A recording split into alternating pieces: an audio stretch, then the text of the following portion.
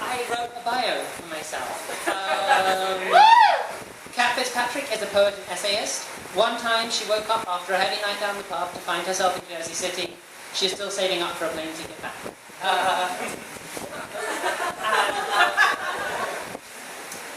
Those of you who've seen me perform recently know I've been doing like a bunch of pretty intense, heavy, emotional poems. So tonight I decided, fuck that, I'm going to do something a lot lighter. I'm going to do a poem called, or a set of poems called Bonbons, which is basically a slightly more elaborate version of those packets of Love Heart candy.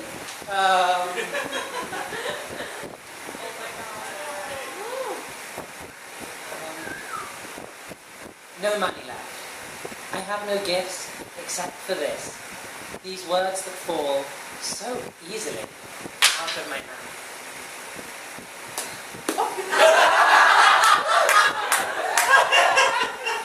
The way you smell, never too much. Instead of fate, I might believe in this. Like milk, like earth, like grass.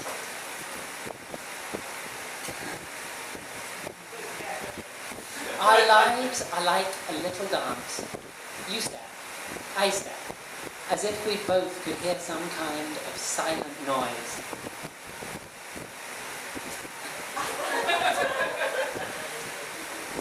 Those games we play, where you convince me things are true that aren't, make me so happy that I don't know what.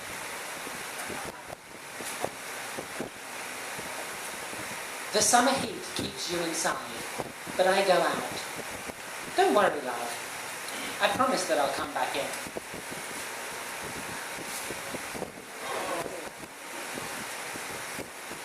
I like it when we take our clothes off and have sex. I was afraid. But now I think that it's all right.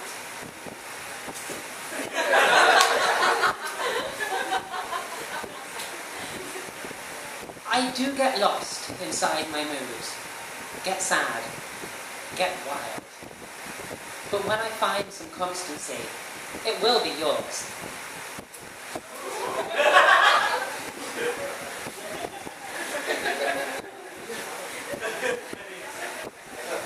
You concentrate so hard on things.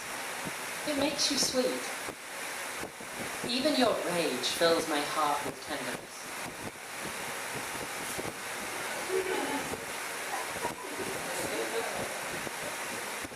How can it be that I always want more of you? Are you holding something back? Or is it me?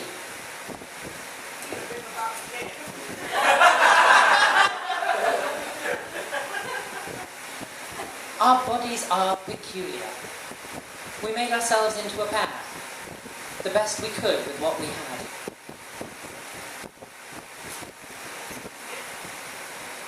Please, take my head into that place, below your arm, beside your breast, and keep it there until I move.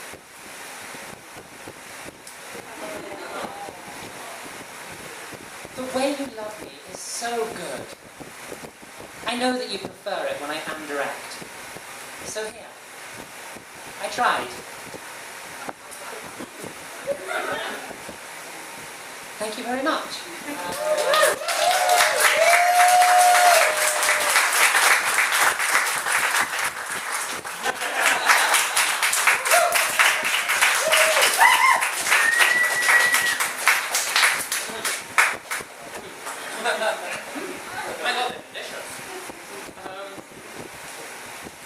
And so next up is Charles Theonia.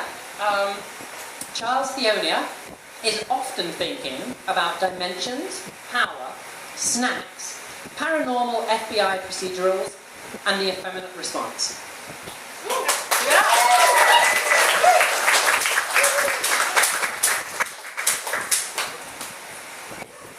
Catching that bonbon made me very nervous. Thank you, Kat, not just for doing this tonight, but for this workshop that we've been doing.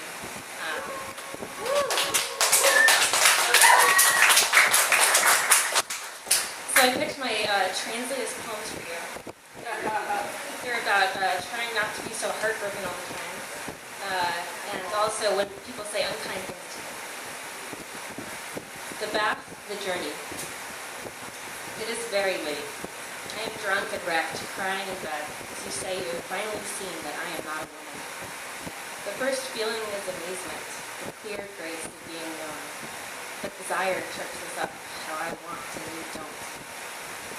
In the morning shower, we wash each other briskly, butter cats in the wet air, and then we part.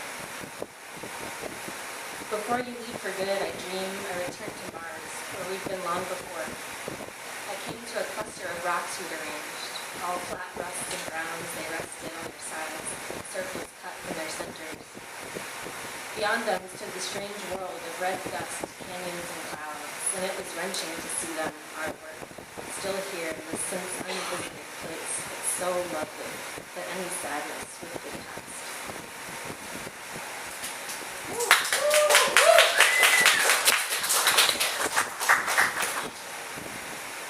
Closer? Yes. This is maybe the first time I've ever spoken into a mic. Tundra studies. The day after a blizzard. Among the uncollected trash bags, there's a mop planted by the curb. Proud flag sticking claim to its gray peak. We stay inside and talk fathers. Christopher says dealing requires the patient willingness to be deficient. It's how I say, please, Charlie, they. And mine says, police, fascist, grammar. Until we're screaming in the still snow of the street, not yet waiting for patience. In my dream, David and I traveled through Alaska, speeding, unbounded, open to everything, as if on an invisible train. We come to a glacial crest, and from a kite suddenly see the gleaming mountains we pass through unnoticing. It's been our way, in our continuous parting, grasping each other loosely, that we still hold over and over, so I'm reminded, knowing what we've done once. Hashtag vulnerability 2014. Telling your father, if this continues, he may never know you, and letting him make his decision. Letting your throat go soft beneath its scarves, turning to leave, it means holding yourself. The swan lying on the frozen pond, tucking its neck over its back like an arm over someone else's shoulder, it means waiting to see. Thank you. Woo!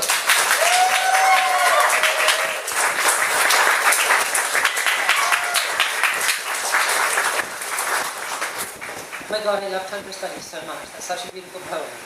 Thank you, Giles. Okay, and so now for something completely different. E.C. Crandall is going to enlist several of us to give you guys a sneak peek of his new play, Together Men Make Paradigms. Max E.C. Crandall is a 2014 Poets House Emerging Fellow whose play, Together Men Make Paradigms, is on Thursday, July the 10th at Dixon Place. You must all buy tickets and come and go. And it's also my birthday that day. Right? Because I needed to make it about me. Okay. Very loud. You're standing in the middle right here. I'm just going to shout. Okay. Well, you have, it's theater, you have to stay. Okay. It's theater. Okay. Now it's theater, but it won't be out.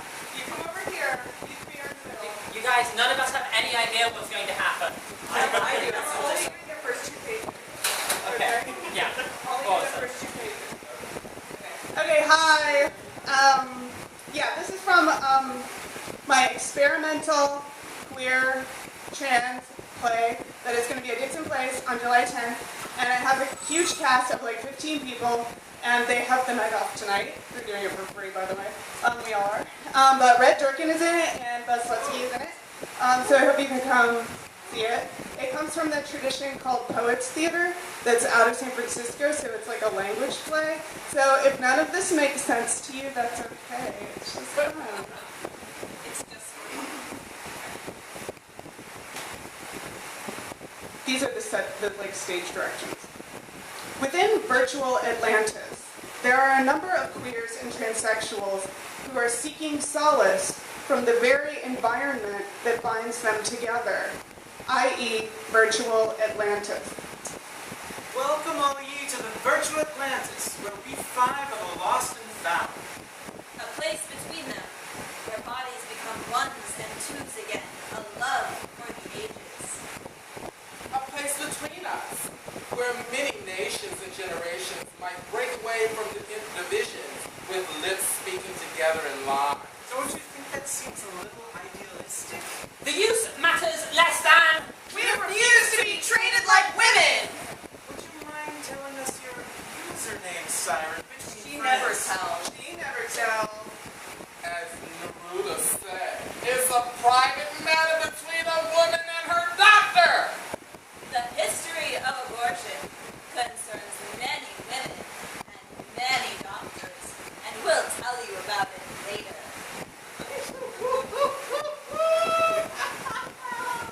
Well, Trish, I like to focus on the negative. Who would have thought we'd grow up into a circuit board that may contain our massive desires like this? In the consolation? In all Leviathan, you can kill without drawing blood. And the grinding of the machine is silent. How moved are you by imaginary? I think it depends on the person. I bet she's always the one who cancels at the last minute. I bet she only goes out maybe once a week. She's just like that. Prefers loneliness on account of her ribs not being good enough. Possibly it's the silhouette there. I've always suspected a lock has passed under the bridge of her neck on account of that ferocious shadow.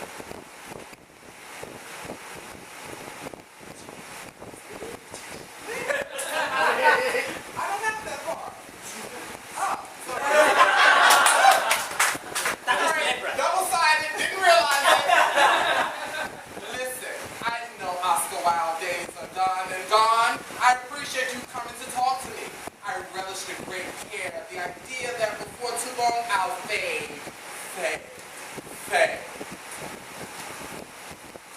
You'll rejoin everyone whose skulls were smashed. Ops, the bullfight now, please. It's so humid in here. Do something about the heat before I fade into your... Let me guess. The bullfight of Baby Kane.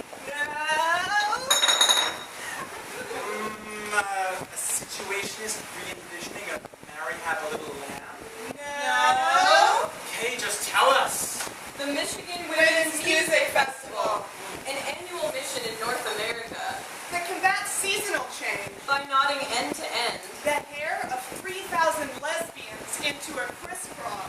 Over the course of a long weekend, A sizable group of female friends, exchanged pleasantries over food, guitars, and casual sex. in a ritualistic showdown of True grit, feminist idealism, and ethical ambivalence. in a now legendary incident. The Michigan Women's Music Festival forced transsexual And transgender attendees Tell she's a transsexual sorceress by the spell she casts on her face. Bang! And the millions of baby tarantulas that live in her hair! We love you! We love you! give it up to the spontaneous actors of the Bureau.